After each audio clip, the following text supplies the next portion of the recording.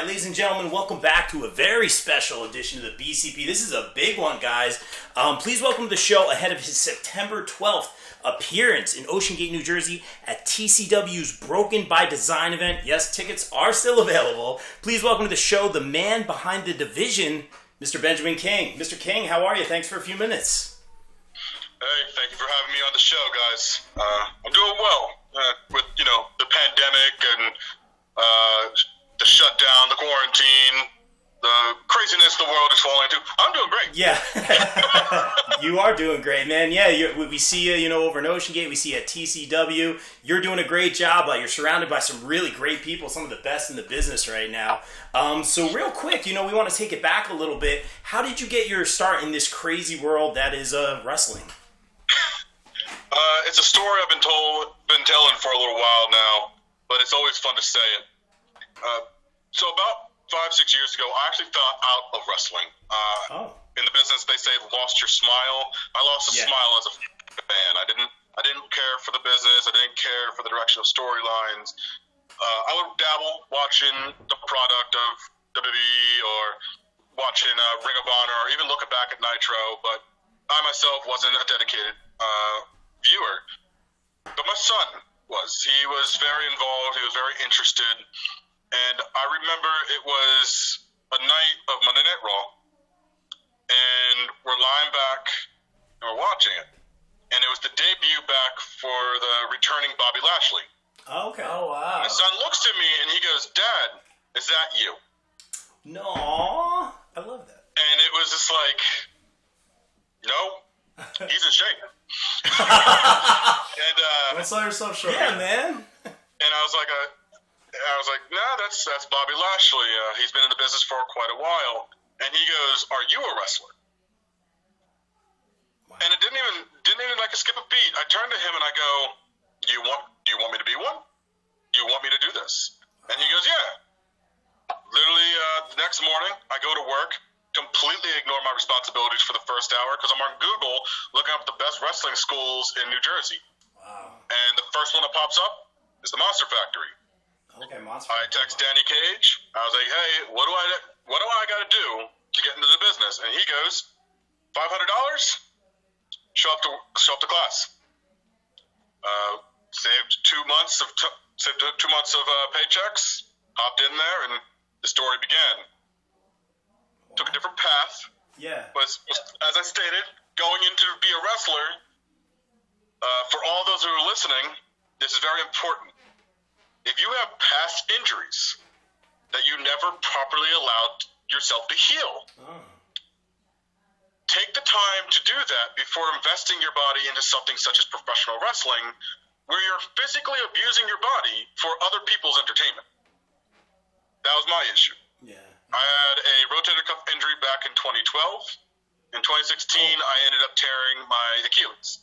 And it caused a lot of issues, went through 50, but as the old saying goes, money runs the world, and my world is run by money.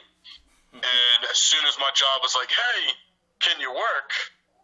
And my physical therapist is like, "Yeah, he can, but he should probably continue physical therapy." I was like, "Nah, I'm good. I'm going to go back to work." Right. I understand. Well, let's just say that now joining into the professional wrestling world and taking some bumps and running the ropes, my body was like, "Hey, remember those 2 injuries you had almost a decade ago?" We're back. Yeah, you forgot. We didn't. Injuries kind of held me up. I was sidelined, and Danny came to this idea to create me into a manager. He enjoyed how I talked, and he felt that if I'm going to be there, use the talent that I have and use it for my career. And I just kind of went with it. I followed his advice, and I kept cutting promos, and man, I have never looked crazier inside of a Wawa ordering an Italian hoagie, cutting a promo on a guy that doesn't exist in front of anybody around them. So I continued down that path. I worked with a group known as The Prowl, and I worked with a guy named Jafar. I worked with Hyena Hex and Tiger Watson. I know Hyena. All members of the Monster Factory. Yeah. We had a good run for about 5 to 6 months, and then directions changed. As they do, yeah. Especially in wrestling. And 100%. And the journey of the Prowl ended for me, and that's how the division started becoming something. It was a low-funded project, low ideas, just pitching ideas out to the world. And then COVID occurred, and we were all placed on quarantine. And while I was on quarantine, I thought to myself, everybody else is seeing that wrestling is taking a pause, or wrestling is dying because we can't do the business that we love. And my son was actually the one who was most upset because he felt that wrestling was going to stop. He wasn't going to be able to go to local shows anymore. So I talked to the members of the division, and I reached out to some new members. And we all collectively chose to continue cutting promos, continue making a message that we need to make a change. We can't allow professional wrestling to die. And the only way to change that direction is by acting like it never did. We all have a voice. We all have the ability to talk. So let's talk. And when we build up some rivalries over 5-6 months, I'm sure there's some fans going, oh, I really want to see that motherfucker kill somebody. And that's the story that I really wanted to tell, is that the division was becoming something more. And again, it was my son who basically influenced me to, don't stop. You started. I'm an 8-year-old with a dream. You're living the dream I want to see. You can't give up on my dream, Dad. Wow. That's awesome, That's man. amazing. That's really cool, because, like, you know, you can tell he looks at you as a superhero, you know? Are you Bobby Lashley? I mean, come on. That's so cool. So, you know, it's all about family, man. That's how it started for you, huh? That started as family.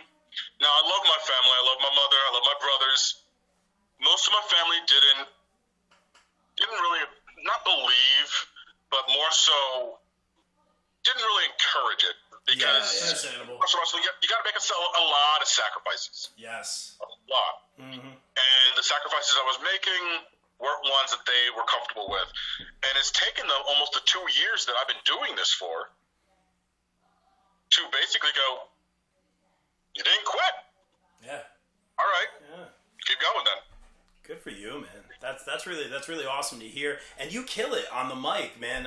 You know, I saw you a couple times at TCW. I'm like, oh, okay, this guy's the real deal. You're doing a fantastic job. Tell us a little bit about your philosophy, especially, you know, we'll talk about the division in a little bit, but what's your philosophy when you get on the microphone?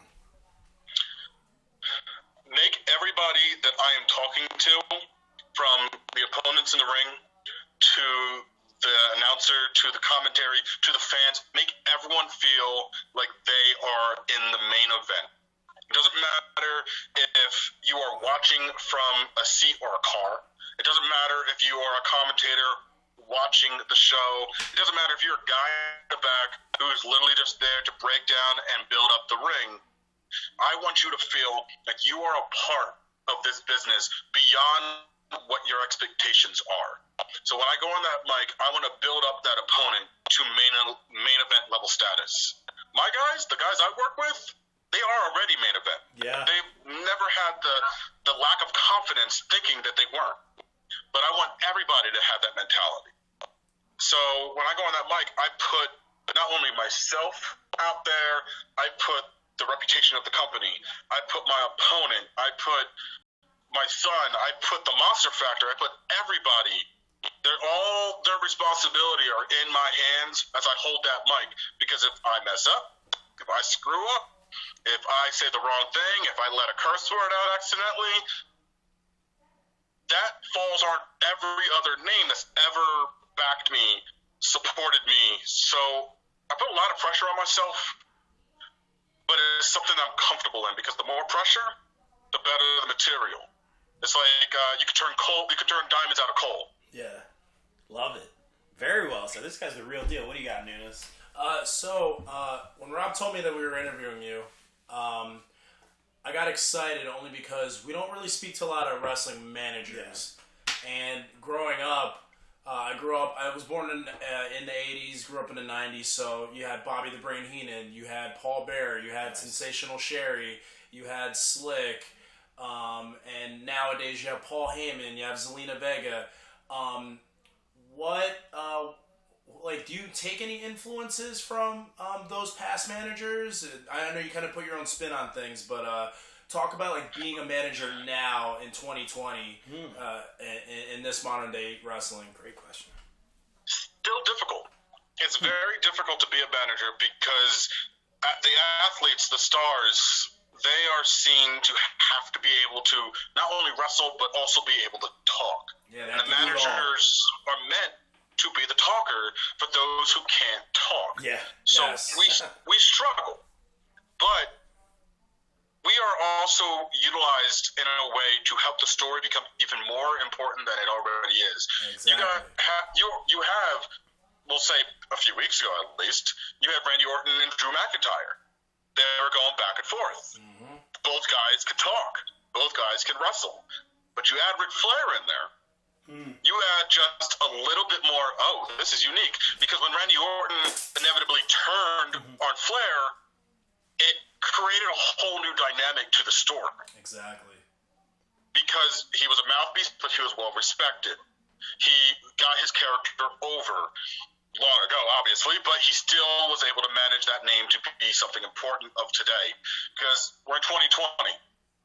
Like, Ric Flair's name is legendary to even those who don't watch professional wrestling, but for those who are watching professional wrestling, know Ric Flair is literally the guy, the man. So when I look at wrestlers, I look at them to learn, such as Bobby Heenan was definitely one influence. J.J. Dillon was actually recommended to me early on to look into by 20-year-plus vet Ricky Reyes. And I started studying him, but then one of my old favorites back from the 80s, early 90s, Jake the Snake Roberts, was always somebody that I was really dedicated to learn from because he was able to talk. Yeah. But he was able to talk in a very monotone voice. Didn't need to yell. Where he didn't have to yell, but the message was more dangerous than someone pounding their chest. Exactly. So when I saw him come back working with Lance Archer, I was like, he hasn't even lost a step. Beautiful. Yeah, even during his struggles, he just got better. Yeah. Wow. So I just take that advice and I think to myself, okay, I got to be at that level. By the time I hit that age, I have to be above that level. Wow. So I just push myself to that. Wow, man. Very well said, man. I like your philosophy. That's great. And not to do the name drop thing, but, former guests of the show, we have talked to Jake the Snake, that calm intensity, that he had. Very recently, we had Tommy Dreamer on the show, and I believe you said you had a good conversation with Dreamer. Anything you want to share about that? Sure. I've encountered Tommy Dreamer 3 times out of not just my career, like my 2-year career, but throughout time itself. And the last time I saw him, which pay-per-view was it where Zack Ryder won the Intercontinental title at WrestleMania? It was WrestleMania. I know I'm asking you guys this. It was 36. This guy, he knows. No, not 36. I'm sorry. It was in 2006. 29? No, it was WrestleMania 32 in Dallas. Dang, you're good. Okay. So I remember us sitting at Nick's. It was a place called Nick's out in Philly. They do hot roast beef. Nick's roast beef. Sorry, my mind's running now. Yeah. Thinking roast beef. So we're sitting there. We're all hanging out. It was a collective of fans, and he was doing a signing. And I remember going there, and I'm sitting down. I'm drinking a beer, and I had something for him to sign. But the line was ridiculous, just massive. Like I was like, I'm not going to stand that line. Like I'm going to sit down, I'm going to drink a beer and watch the event now. Hopefully in the future I can get a sign from him. So I remember drinking the beer and he finishes up and he starts wandering around. He goes to the bar and I end up ordering him a beer just because. I mean, how often can you order an ECW legend, WWE legend, like. You got all these guys, and Tommy Dreamer gets the beer, and he comes over, and we start talking, and we didn't talk one bit about wrestling. Really? Wow. We talked about the food, we talked about the pay-per-view, but we talked for like a good 45 minutes until he had to go back and start signing stuff again. But it was just a nice, casual conversation, and I think it was that moment where I realized that pro wrestlers are like I went from a fan of professional wrestling to someone who just saw them as they're just another guy at work, and they're just cool people. Yeah, and that's just awesome. being able to talk to them was just a really nice experience. Yeah, that's really cool. And we recently got to do like a watch along thing with him for All Out that was just on, and he admits he's a fan too, so it was very cool. He just sat down with everybody, watched the show. It was just crazy. We're watching the pay-per-view, and Tommy Dreamer's just sitting a couple chairs over, just watching it with us. We're just like, what is this world right now? Yeah, I love this crazy circus that's the world of wrestling. Yeah. It's very, very cool. But Mr. King, let's talk a little bit about this faction that I am very intrigued by. You guys show up. You guys are no strangers to gold around the waist with some of your talent. No strangers to having muscle in the group. We're talking the likes of an O'Shea Edwards. I believe Travis Jacobs in the group as well. I believe Mimi is associated as well. No stranger having, 3 belts right now? Yeah, Mimi's She's 3 belts. fantastic, friend of the show. Tell us a little bit about who else is involved in the division and how this all got started. Well, as I stated earlier, it came off an idea that professional wrestling needed to survive, but the way to survive was to change. So when we started talking, we were going in a whole different direction. And then everything that occurred with the Black Lives Matter movement and the speaking out movement, the direction stopped. And I remember just taking a complete break from posting anything, doing anything, because I wanted to see what the real issues were. Like, I didn't want to take anything away from the other kind of movements that were happening that were far more important than professional wrestling. And the more I studied it, I realized that professional wrestling didn't need to change their storylines or their habits. They needed to change in general. We have a lot of people that did some dirty things in this business that set examples that were not okay to be set. And when I started talking to the group again, we made a pact. We were going to walk into any promotion, did not matter the name, and we were going to set the example of how things were supposed to be. Because all of us agree, if you have a problem with being a professional in professional wrestling, we will show you personally what door you can walk out on. Because we ain't going to share the locker room with you, and we're not going to let the young stars who haven't understood how the business works be bullied around into becoming a carbon copy of you. So we made a pact to do so, and then it became a pact that not only are we going to try to change professional wrestling, we're going to challenge professional wrestling. Everybody's out there saying they're the best. They're saying they're the top guy, they're the top star, they're better than everyone else. Yeah. Cool. That's a great thing to say about yourself. I'm the best cook. I could take on Bobby Flay. That's something I can say. Now I got to challenge Bobby Flay. Now I got to beat Bobby Flay. Because I can talk the words all night long. But until I'm in the kitchen and I make myself a London broil with roasted garlic mash and some crazy vegetable I've never heard of and serve it to a judge who says, wow, this beat an Iron Chef, I'm just a cook that's almost the best. So we're going to choose the same path to professional wrestlers. So any wrestler out there that thinks they're the best, cool. You are the best. Until we show up and challenge you for that mentality, because we know we're the best, because we've beaten people who've called themselves the best. So we're entitled to that until someone else proves us wrong. Wow. And we're going to keep doing that. And it doesn't matter if it's TCW, the Monster Factory, Synergy, AEW, WWE, Impact Wrestling, New Japan. We're going to challenge anyone, because the most respectable way to handle somebody is in the ring that we love so much, having 2, 3, 4, or 6 of the best in the ring at the same time, and see which one walks away, because that's the only way. That's the only title that really matters in this business. We can hold gold on our shoulders all day long, but the title being known as the best, I feel like that carries a little bit more weight.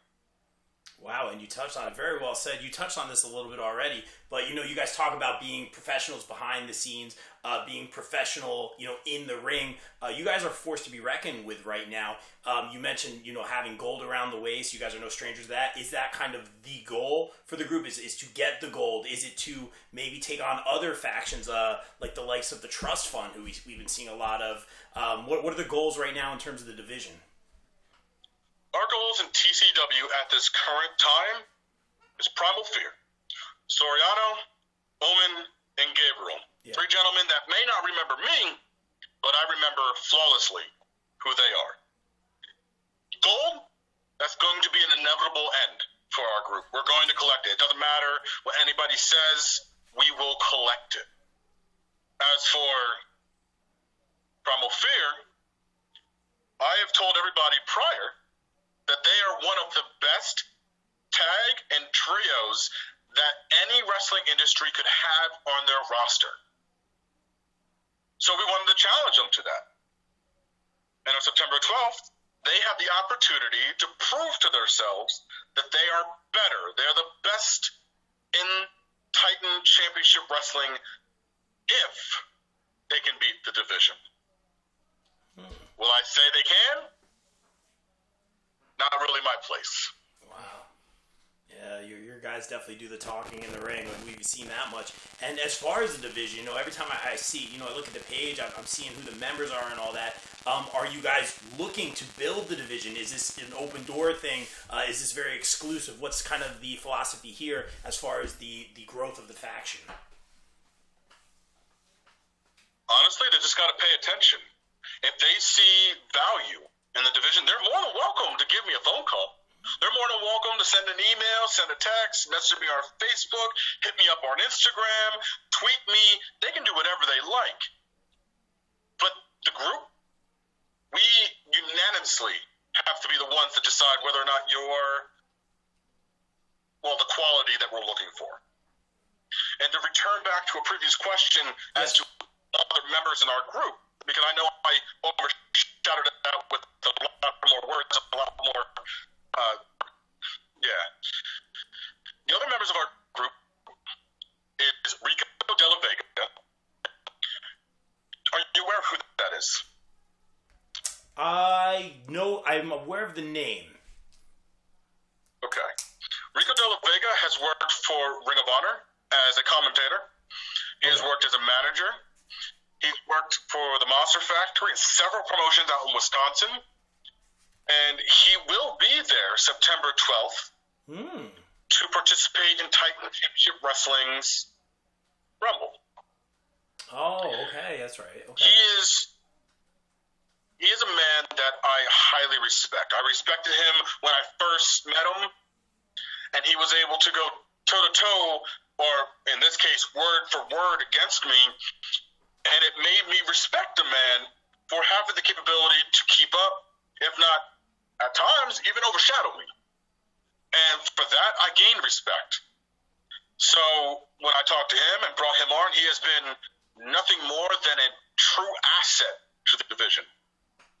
He is capable of doing stuff in the ring, out the ring, at commentary, in the back. He is truly a man that is capable of doing anything in this business, and I respect that about him. And the other member that was not mentioned is the Prince of Camden, Deshaun Pratt.